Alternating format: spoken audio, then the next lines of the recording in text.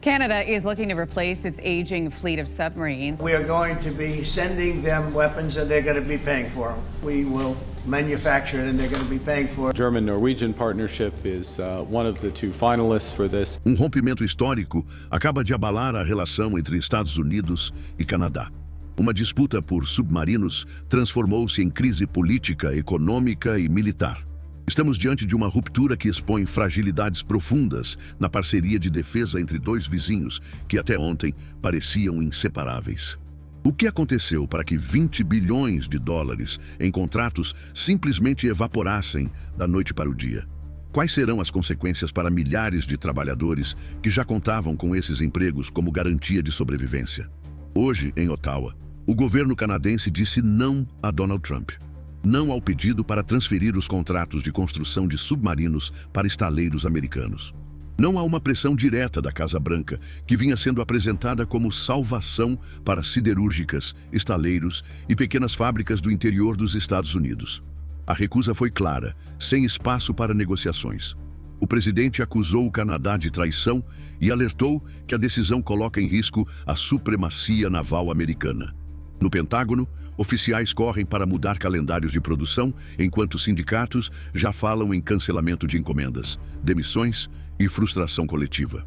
E nos estaleiros de Connecticut e Virgínia, onde trabalhadores haviam sido mobilizados para uma nova era de prosperidade, a sensação agora é de abandono. Aço já moldado não será usado. Soldadores que esperavam meses de serviço veem o futuro suspenso por uma decisão política. A tensão não é apenas econômica, é estratégica.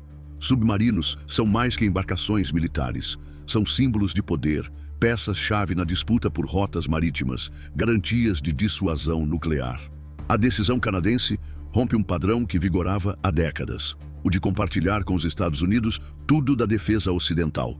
Um gesto que deixa marcas imediatas na indústria e abre uma ferida difícil de cicatrizar nas relações bilaterais.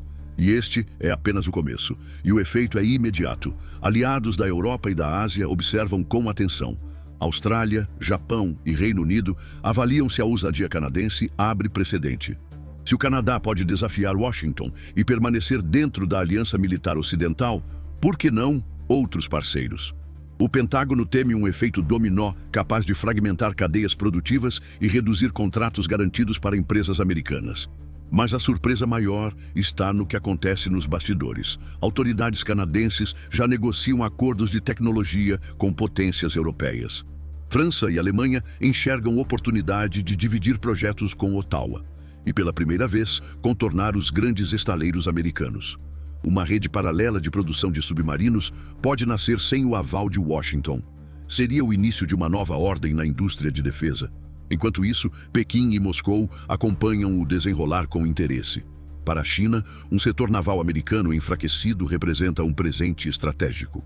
Se os estaleiros dos Estados Unidos perdem escala, prazos se alongam, custos aumentam e a supremacia naval que garante presença global começa a vacilar.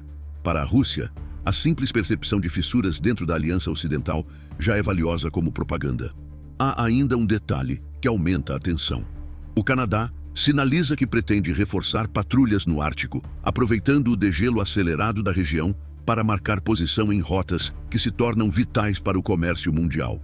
Esse movimento retira dos Estados Unidos parte do controle que exercia sobre passagens marítimas estratégicas. Não se trata apenas de submarinos. Trata-se de soberania sobre caminhos que podem definir o futuro da economia global. O impacto também é tecnológico. Ao decidir construir seus próprios submarinos, Ottawa garante que patentes, avanços em propulsão, sonar e materiais de alta resistência permaneçam em solo canadense. Pesquisadores, engenheiros e startups locais passam a ter acesso a um conhecimento que até aqui estava concentrado em laboratórios americanos. Isso significa que a próxima geração de inovações navais pode surgir em Vancouver, não mais na Califórnia. Donald Trump insiste em retratar o Canadá como ingrato, mas analistas argumentam que foi sua política de tarifas sobre aço e alumínio que abriu caminho para essa ruptura. Uma estratégia pensada para proteger empregos que agora ameaça corroer a própria base industrial de defesa. Até onde esse isolamento pode ir? Nas ruas de Groton, em Connecticut, soldadores que esperavam horas extras agora contam moedas no fim do mês. Pequenos comércios que viviam da movimentação dos turnos já sentem a queda nas vendas. A padaria da esquina, antes lotada no horário de café da manhã dos operários, amanhece com mesas vazias. Em Vale do Mahoning, em Ohio, fundições especializadas produziram toneladas de aço reforçado para os cascos que nunca serão construídos. Esse material agora repousa sem destino, em pátios industriais, símbolo de um esforço que virou frustração. Para as famílias, o medo é o mesmo: contas atrasadas, crédito cada vez mais caro e a ameaça de mais uma onda de desemprego. Em Wisconsin, fábricas de eletrônicos que fornecem sonar e sistemas de comunicação tiveram pedidos congelados. Jovens engenheiros recém-contratados, que viam na indústria de defesa uma oportunidade de estabilidade, agora se perguntam se terão futuro na profissão. Um deles resume a sensação em uma frase simples: prometeram segurança, entregaram incerteza. No interior da Pensilvânia e de Michigan, comunidades que ainda tentam se recuperar do fechamento de fábricas automobilísticas enfrentam o peso psicológico de mais um revés. Famílias que apostaram em novos empregos agora voltam a calcular despesas com o mesmo aperto de anos anteriores.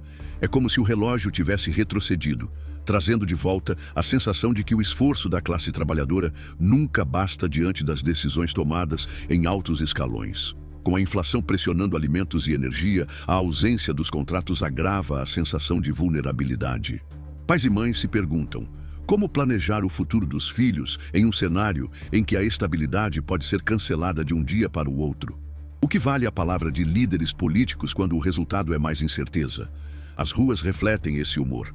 Em Detroit, jovens que haviam sido inspirados por discursos de revitalização industrial agora se reúnem em protestos, carregando cartazes que pedem empregos, não promessas.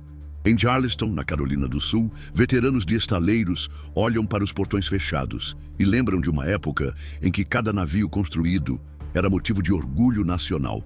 Do litoral às pequenas cidades do interior, o recado é o mesmo. Decisões de Estado têm rosto humano. São famílias inteiras que absorvem o choque, são crianças que percebem a tensão em casa, são comunidades que oscilam entre esperança e frustração. Analistas concordam em um ponto: a ruptura vai muito além do aço e do estaleiro. Ela expõe um mundo em transição em que a liderança não é mais garantida pela força de uma única voz, mas pela capacidade de construir confiança em meio a um cenário cada vez mais fragmentado. O Canadá traça o próprio rumo. A Europa estuda alternativas. A Ásia avalia novos caminhos. E os Estados Unidos, antes indiscutíveis na centralidade das decisões, agora encaram o desafio de provar se ainda são o eixo de um sistema global que se move em múltiplas direções. E aqui está talvez a grande lição desta noite. A disputa pelos submarinos não é apenas um episódio sobre contratos. É um sinal de que vivemos uma era em que cada escolha econômica pode se transformar em terremoto geopolítico. Uma era em que trabalhadores comuns sentem na pele o impacto de decisões tomadas a milhares de quilômetros de distância.